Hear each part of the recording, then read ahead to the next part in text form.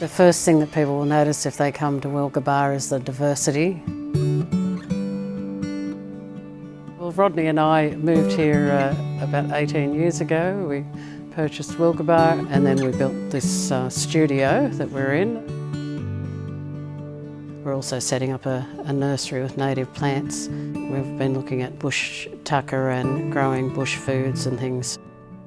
When we get artists, invite artists to come here and teach, you don't have to ask them a second time because they just want to keep coming back.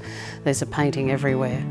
And I love the fact that I can share information about our cultural heritage as I'm a Gamilaroi woman.